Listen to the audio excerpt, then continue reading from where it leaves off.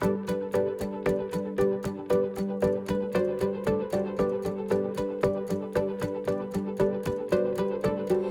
world is searching for an answer, a ray of hope in a hopeless world. Who can we turn to? Where is our rescue? There is someone, he's the answer.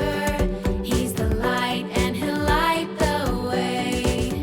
His name is Jesus, and he came to save us. He is the light, light, light, light of the world, and he shines all over the earth, shining bright, bright, bright. He is the light of the world. He is the light, light, light, light of the world, and he shines all over the earth, shining bright, bright, bright. He is the light of the world.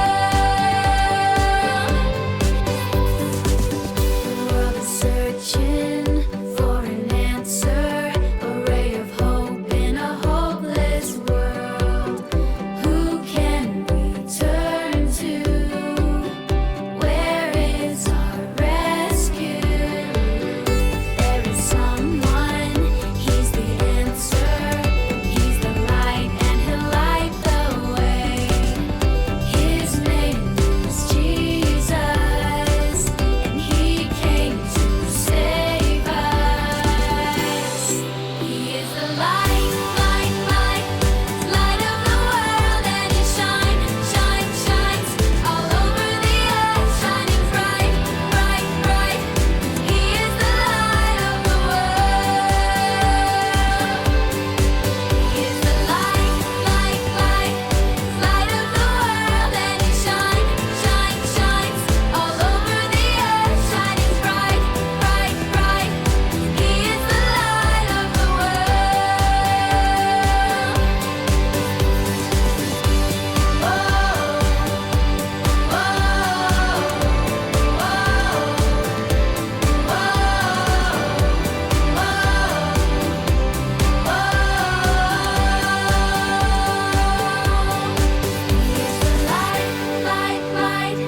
light of the world, and he shines all over the earth, shining bright, bright, bright. He is the light of the world.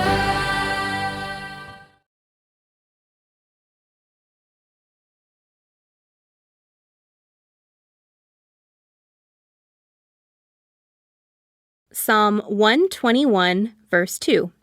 My help comes from the Lord, the maker of heaven and earth.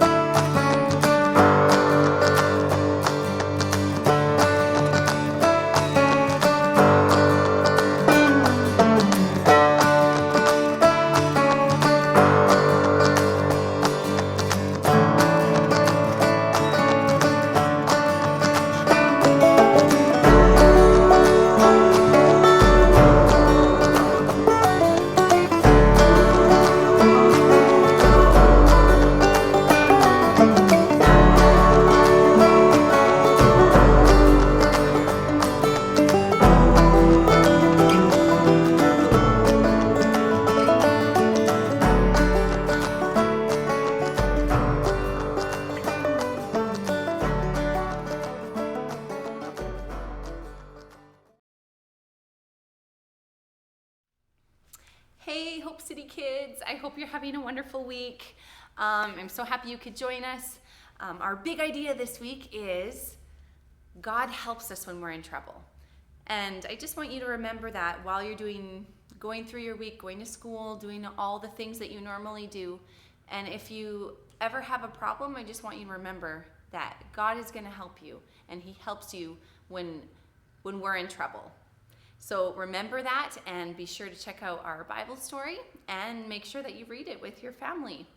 It's all about Moses and how he helped get the Israelites, with God's help, out of Egypt, because they were trapped there and prisoners for so long. So you make sure you check it out because it's really great. Bye, Hope City kids.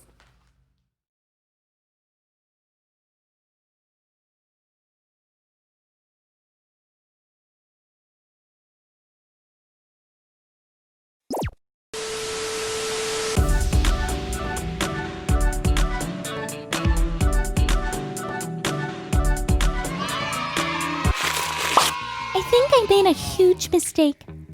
Actually, I know I made a huge mistake. See this? I did this. I didn't mean for this to happen. I borrowed my mom's phone and it slipped out of my hand on the floor and broke. Callie, please bring down my phone. What to do? What to do? I'm waiting. Coming, Mom. What should I do? I think this will be my final vlog for my entire life. Friends, were you ever about to be in the biggest trouble of your life? What will she do? I feel like she will be so disappointed in me. Maybe she will be mad and not talk to me. Oh no. Maybe I'll have to eat double portions of veggies. Here's a comment from Gray. Gray says, maybe you can read something in the Bible to help. Let me Google. God helps people. Oh, look here. It's time for our Bible story. Last week we left off with Moses being told by God to take his brother, Aaron, and free his people, the Israelites.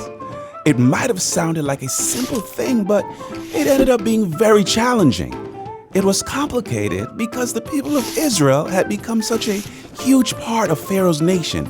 They had been held captive in Egypt for a very long time, for generations actually. But God was tired of Pharaoh refusing to set the people free. Moses was told to go with one message to Pharaoh, to let my people go. But Pharaoh said no. So God decided to send plagues. Plagues were really painful disasters sent to Egypt by God to force the Pharaoh to let God's people go. God knew Pharaoh's heart wasn't changing. He did not want to let God's people go. Pharaoh would see the power of God through the plagues and allow Israel to be free. The first plague was water in Egypt being turned to blood. But Pharaoh would still not let God's people go. The second plague was frogs being sent everywhere. But that didn't work. So a third plague was sent. The third plague was dust turned to gnats. Gnats are tiny bugs that fill the air. The fourth plague were flies. Then the fifth plague were all the horses and all the cows and all the sheep died. But none of it worked. Pharaoh was a stubborn ruler and didn't want to let God's people go. No. With the sixth plague, the people and animals all got boils on their skin. Painful sores covered them. The seventh plague, it rained ice. Hail fell from the sky. The eighth plague, locusts ate up all the plants. Yet, Pharaoh still wouldn't let God's people go. With the ninth plague, everything went dark for 3 days. Moses went to Pharaoh, "Let my people go." And do you know what Pharaoh said? He said no. The 10th plague was the worst one. All the oldest sons in Egyptian homes died in their sleep. This plague was devastating. Pharaoh finally changed his mind and decided to let God's people go. The people of Israel were saved that night and were free to go. That's good news for us, friends. I bet God helps us when we are in trouble. I mean, breaking my mom's phone is pretty serious, but maybe God can help me. Maybe God will help my mom see that I'm really sorry, and I will be more careful from now on. And I bet God will help me with other things too, like making wise choices and being with me when I'm afraid. I'm so glad God helps everyone. This is a comment from Susan. Once I broke my mom's phone and she was mad, but she told me she loves me anyway. I'm sure your mom will say the same, so be brave. Thanks, friends. You have been so helpful, and don't forget how helpful God is. God helps us when we are in trouble. Oh, no. Oh, hey, it's me, Carl. Welcome to Grow TV. We got a lot to talk about. Welcome to Grow TV, hosted by Carl, where we have fun with our friends, talk about Jesus, and go over everything the Bible has to offer. Now, once again, welcome to Grow TV. Hey, y'all. I gotta be honest. I'm not super prepared this week. I've got a lot on my mind. I'll tell you what. I read some of Moses' stories this week, and there's some crazy stuff happening in there. I mean, Moses said yes to God's plan for him. Then he went to Egypt and was like, "Hey, Pharaoh, let my people go." And Pharaoh's like, "No way." And Moses is like, "What?" And things totally changed after that. Things changed so much, it got me scared. That's why I'm prepping. Because I read about the 9 plagues that went over Egypt, and to call me Frank, even though I'm Carl, I got scared. So I have over here some items that are going to help me prep for any possible plagues God might send my way.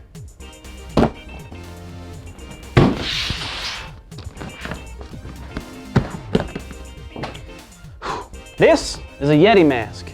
Know what Yetis are good at? Finding beef jerky. Why? I don't know. They were made for it. So if I'm ever hungry, I put this on, I'll probably find some beef jerky.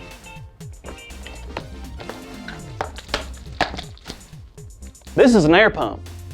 You get a flat tire on your bike? No worries, I got air. This is a Batman mask.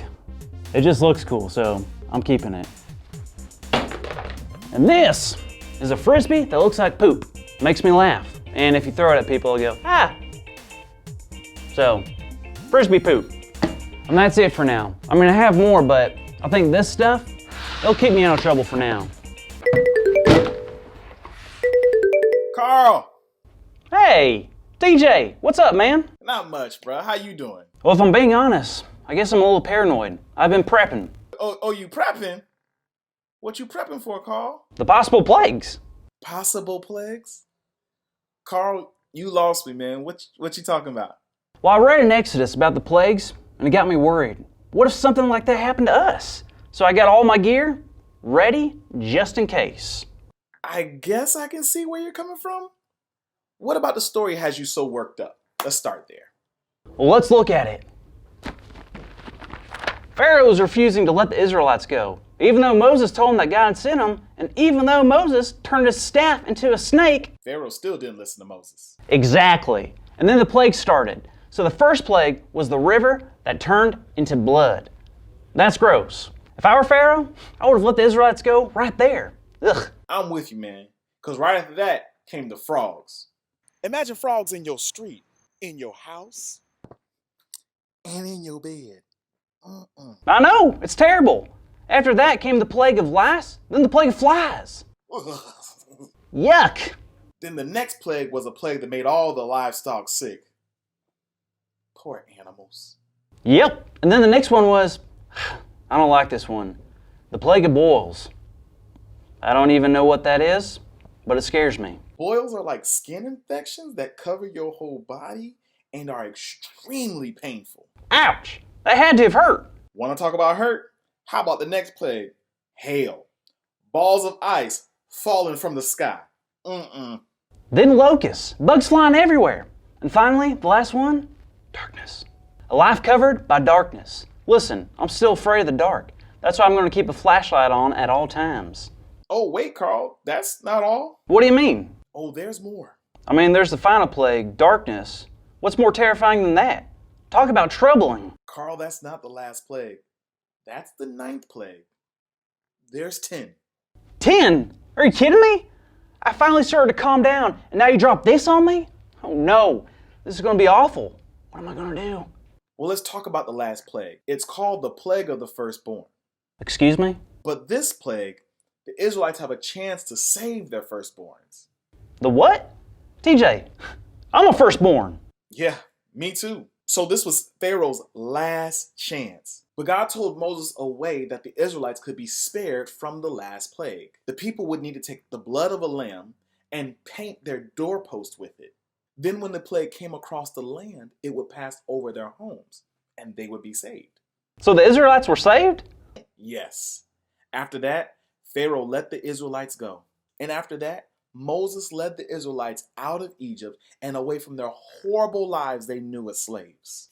Well, then what happened? Nothing. God had saved them from Egypt and from the 10 plagues. Well, there was that moment when Pharaoh got mad and got all his soldiers and then he chased them when he was in his chariots and horses. I knew it. More bad things happened. But God saved them from that too. God actually had them walk right through a sea to escape Pharaoh's army.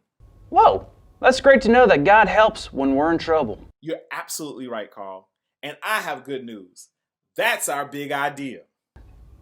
Duh. So today's big idea is God helps us when we're in trouble. On the count of 3, let's say it out loud. 1, 2, 3.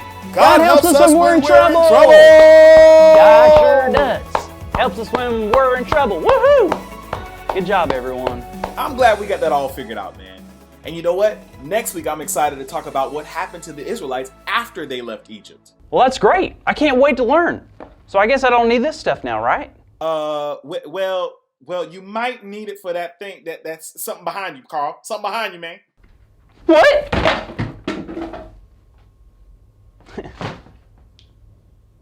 Gotcha.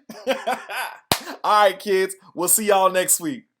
Thank you for watching, and tune in next week for a new episode of